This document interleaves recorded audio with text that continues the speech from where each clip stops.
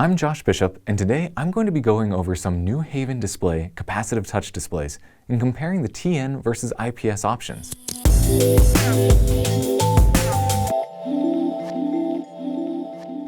While there are a lot of different types of technologies driving displays, we're going to focus on the TN, or twisted pneumatic, and the IPS, or in-plane switching versions.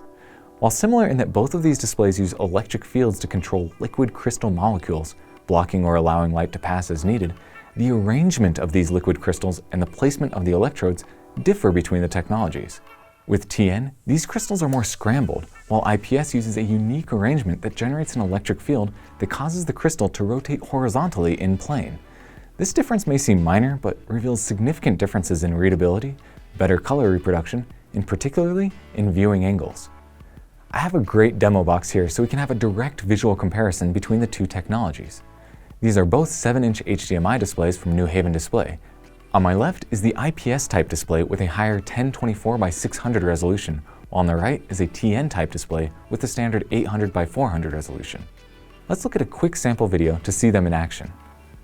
While it is difficult to show the color reproduction improvement of the IPS over TN display on camera, the IPS display has a truer reproduction of the desired colors. However, it is easier to show the viewing angle difference. As you look at the display straight on, both screens are easily visible. Going off-center, left or right, shows that the TN display starts to get blotchy and it's hard to make out the text or images, while the IPS is still easily readable. Vertically, going up isn't too bad, but if you drop down, the TN screen very quickly becomes completely unreadable.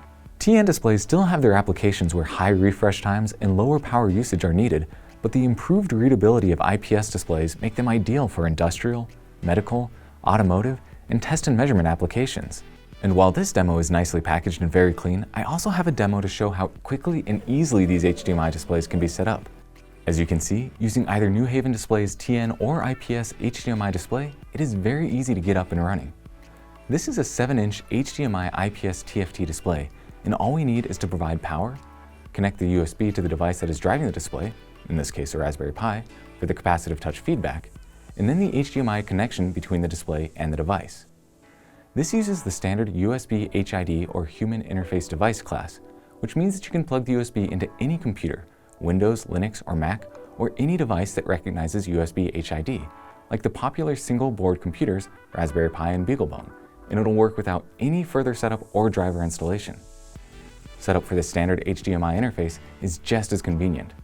Instead of a non-standard connector, or worse, requiring you to manually connect each GPIO line and write a software interface, you can use a commonly available HDMI cable. With an onboard Texas Instruments HDMI/DVI receiver, as well as an onboard Texas Instruments LED driver, you don't have to worry about setting up the interface or creating software to control the brightness.